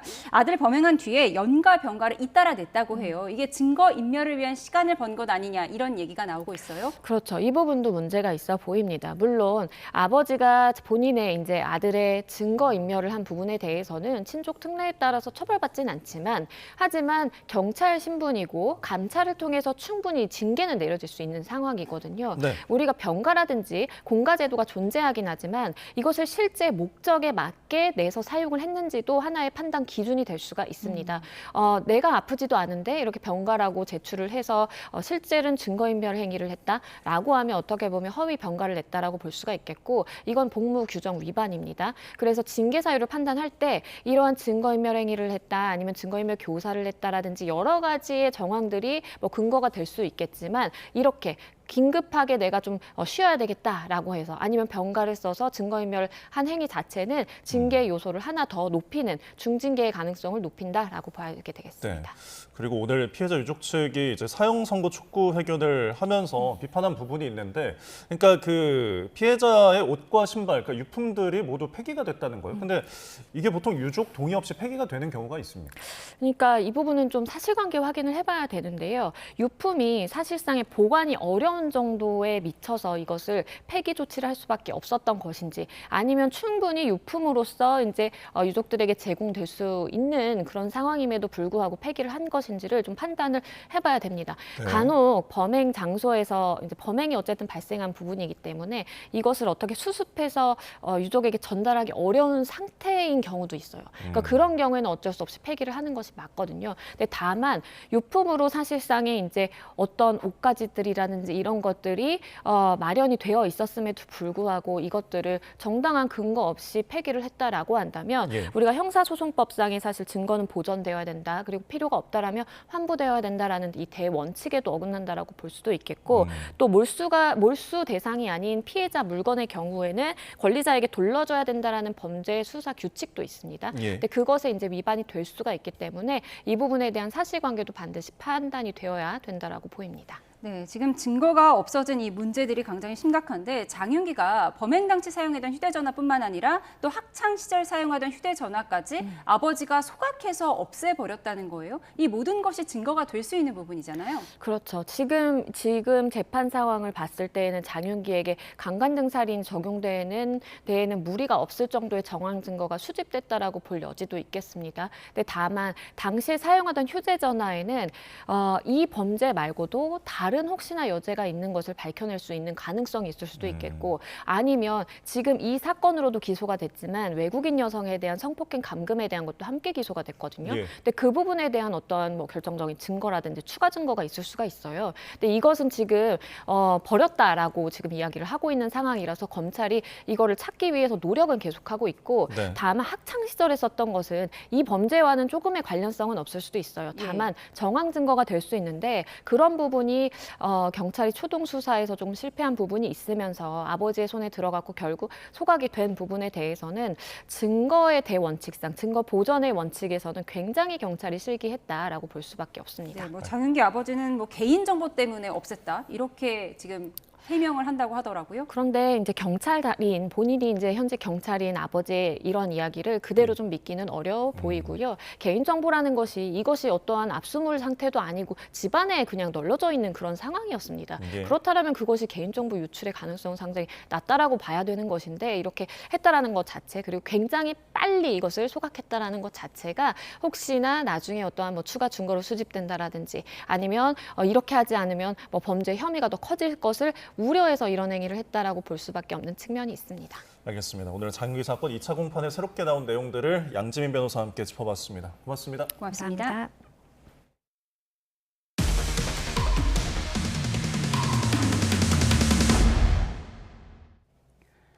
검찰의 보안 수사로 세상에 드러난 전직 시장의 뇌물 사건 당시 녹취를 YTN이 단독으로 확보했습니다. 시장에 연루 정황이 고스란히 담겼는데도 측근의 개인 비리로 묻힐 뻔했던 이번 사건은 검찰 보안 수사의 필요성을 단적으로 보여준다는 평가가 나옵니다. 이준혁 기자의 단독 보도입니다. 지난달 1심에서 징역 9년 6개월이 선고된 심규원 전 동해시장의 뇌물 사건은 해양경찰이 송치했을 때만 하더라도 배달 사고로 취급됐습니다. 측근이 1,000만 원을 꿀꺽했다는 말만 믿고 시장은 조사도 받지 않았습니다. 하지만 기록을 전면 재검토한 검찰의 시선은 달랐습니다. 받은 돈을 가로챘다면 다음 날 뇌물을 준 사람에게 시장과 통화했냐고 물을 리 없다는 점에 주목한 겁니다. 시장과 통화하실래?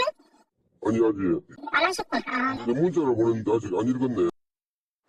같은 날 심 전 시장과 수산업자의 통화도 이어졌습니다.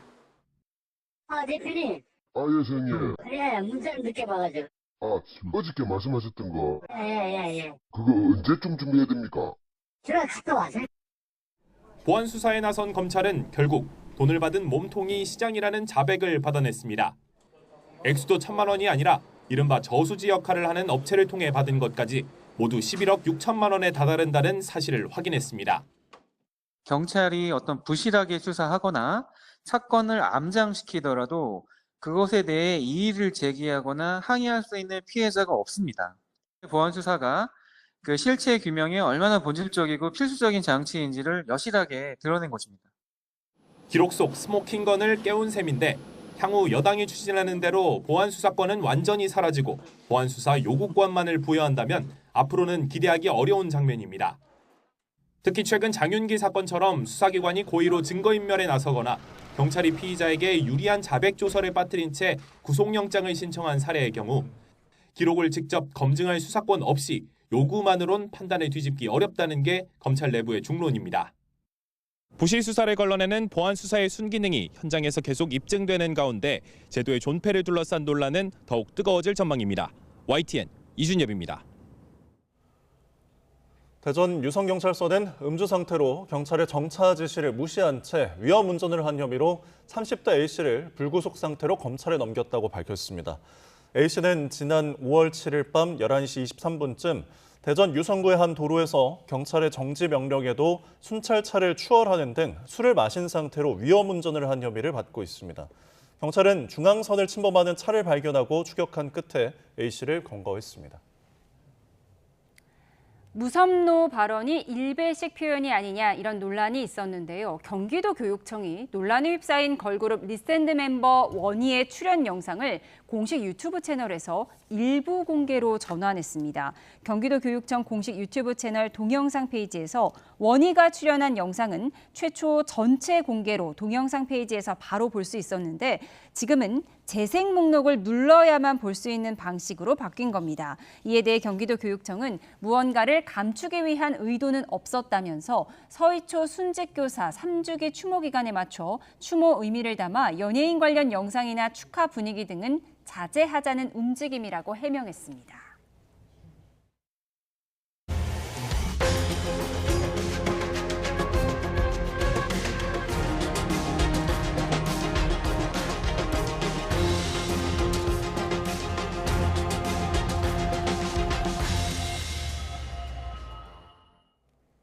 미국과 이란이 연 이틀째 공격을 주고받으며 전면 충돌 위험이 커지고 있습니다. 트럼프 대통령은 호르무즈 해협이 열려 있다고 주장했는데 이란은 호르무즈 통제권을 내놓을 생각이 없어 보입니다. 워싱턴에서 홍상희 특파원입니다. 미군이 호르무즈 해협을 중심으로 이틀째 추가 공습을 감행했습니다. 미 중부사령부는 트럼프 대통령의 지시에 따라 호르무즈 해협에서 민간 선박을 공격하는 이란의 능력을 약화하기 위해 추가 공습에 나섰다고 설명했습니다. 이란군도 미사일 발사 장면을 공개하는 등 대규모 반격에 나섰습니다. 앞서 이란 이슬람 혁명 수비대가 호르무즈 재봉쇄를 선언했지만 트럼프 미 대통령은 해협이 여전히 열려 있다고 주장했습니다. 그러면서 최근 무력 충돌과 관련해 이란이 협상에서 합의를 해놓고도 바로 선박을 공격했다며 미국의 공격 원인을 이란으로 돌렸습니다. 미국은 이란이 선박 공격을 계속한다면 압도적인 무력으로 대응할 수밖에 없다면서 이란을 향해 내부 단속에 나서라고 충고했습니다. That the folks that are shooting missiles and drones at ships need to make sure that they're coordinating with the people that are negotiating the peace deal and that they're all on the same page because my sense is that they're not. 하메네이 전 최고 지도자 장례식 이후 더 공격적인 모습을 보이고 있는 이란은 호르무즈 해협 통제권 수호 의지를 강조하고 있습니다. نهاد مدیریت آبراه خلیج فارس در اطلاعیه اعلام کرد به علت تحرکات غیرقانونی نیروهای نظامی آمریکا در منطقه تردد از تنگه هرمز در حال حاضر امکان پذیر نیست. 모즈타바 최고 지도자의 군사 고문은 호르무즈 해협이 수십 개의 원자폭탄보다 더 중요하다고 말하기도 했습니다. 호르무즈 해협을 둘러싼 무력 충돌이 계속되면서 긴장이 다시 최고조로 치닫고 있습니다. 협상 동력도 갈수록 약해지는 모습입니다. 워싱턴에서 YTN 홍상입니다. 이처럼 호르무즈 해협을 둘러싼 미국과 이란의 공방이 격화하면서 국제유가가 4% 넘게 급등했습니다. 우리 시간으로 오늘 9월 인도분 브렌트유 선물 가격은 4.26% 오른 배럴당 79.25달러에 8월 인도분 서부 텍사스산 원유 선물은 4.34% 급등한 74.51달러를 나타냈습니다. 지난 10일 배럴당 76.01달러였던 브렌트유는 사흘 만에 3달러 넘게 뛰었습니다. 종전 양해각서 합의로 내림세를 보였던 국제유가는 최근 미국과 이란의 무력 충돌이 격화하면서 다시 상승하고 있습니다. 트럼프 미 대통령의 복심이자 의회 소통 창구였던 그레이엄 미국 상원 의원이 우크라이나 방문 직후 갑작스럽게 숨졌습니다. 미국과 이란의 충돌로 전면전 위기가 고조된 상황에서 트럼프 대통령의 의회 장악력이 약해질 거란 관측도 나오고 있습니다. 권준기 기자입니다. 젤렌스키 우크라이나 대통령과 환하게 웃으며 엄지를 치켜 세우는 모습. 귀국 직후 숨진 린지 그레이엄 미 상원의원의 마지막 활동으로 기록됐습니다. 향년 71세. 사인은 심장마비의 일종인 급성 대동맥 박리였습니다. 백악관에 조기 개항을 지시한 트럼프 대통령은 최측근 의원의 갑작스런 죽음이 믿기지 않는다고 말했습니다. On the call, he told me, Kristen, he said, you know, I feel good, but I'm tired.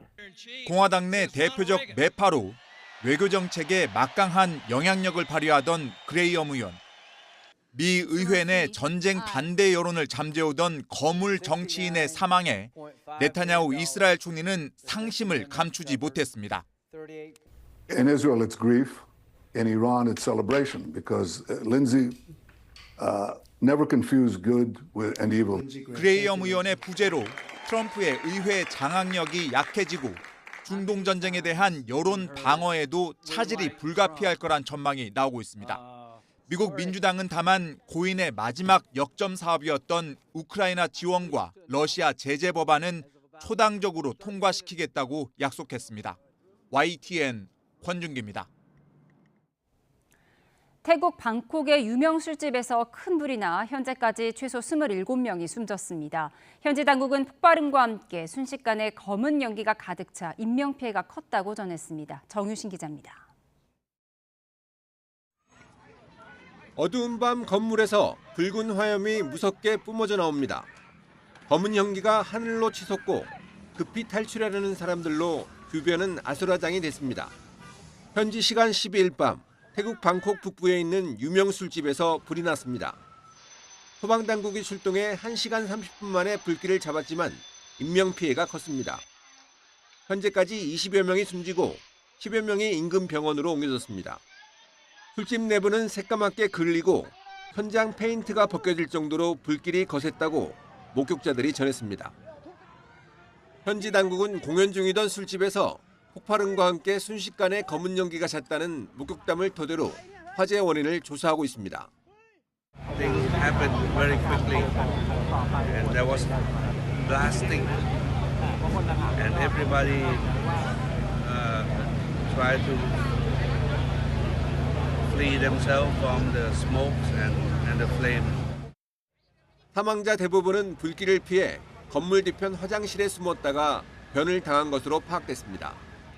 실종자가 많아 인명피해는 더 늘어날 것으로 보이는 가운데 한국인 관광객 피해자는 없는 것으로 알려졌습니다. 태국에선 지난 2022년에도 나이트클럽에서 불이 나 26명이 숨지는 등 유흥업소에 대한 당국의 허술한 안전규정 문제가 지적되어 왔습니다. YTN 정신입니다.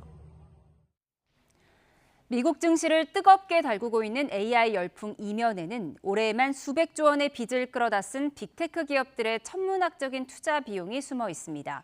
막대한 부채 위에서 지어지는 거대한 AI 제국을 향해 시장의 경고등이 켜지기 시작했습니다. 권영희 기자입니다.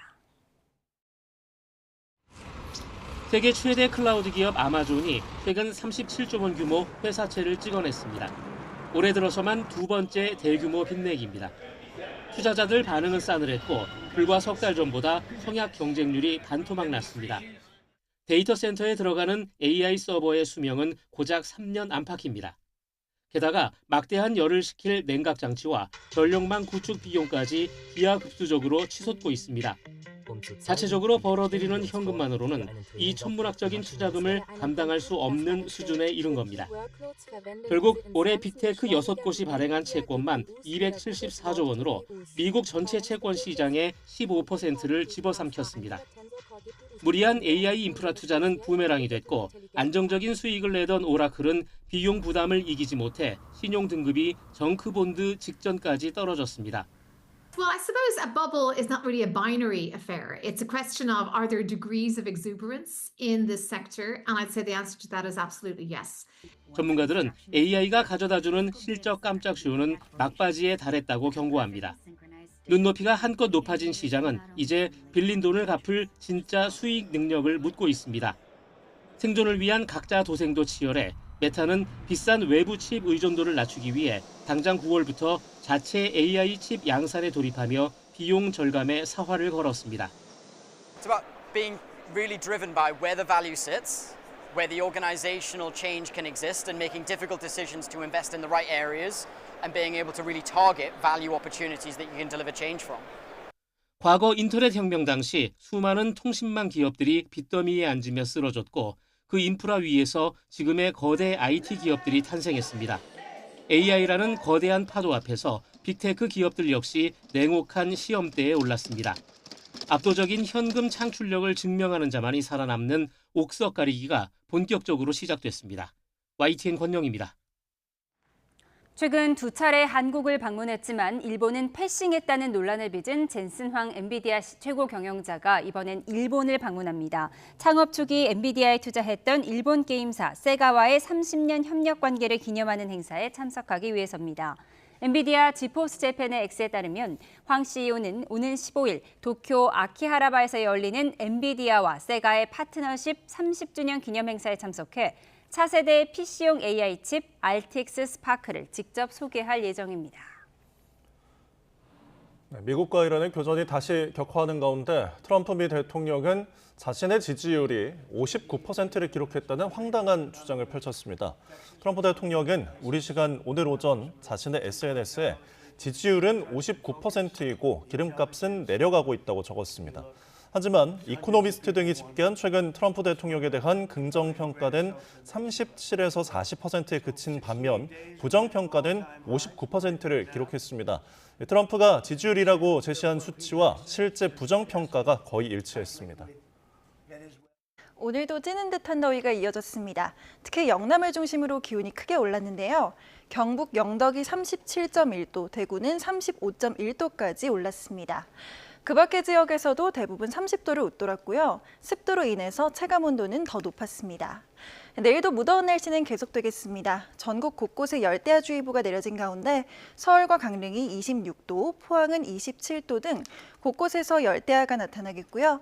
한낮 기온은 서울이 32도로 오늘보다는 다소 내려가겠지만 체감온도는 이보다 더 높겠습니다. 비가 늦게 시작되는 영남 지방은 대구가 35도, 포항은 36도가 예상됩니다. 또 내일은 전국에 다시 장맛비가 내리겠습니다. 모레까지 중서부에 최대 80에서 100mm 이상의 많은 비가 오겠고요. 밤사이 시간당 20에서 50mm 안팎의 강한 비가 집중될 수 있겠습니다. 취약 시간대인 만큼 피해 없도록 대비 잘하셔야겠습니다. 비는 모레 오후까지 이어진 뒤 잠시 소강 상태에 들겠지만 목요일에 남부지방부터 다시 비가 내리겠습니다. 날씨였습니다. 이상으로 월요일에 보내드린 뉴스원 마치겠습니다. 함께해 주신 여러분 고맙습니다.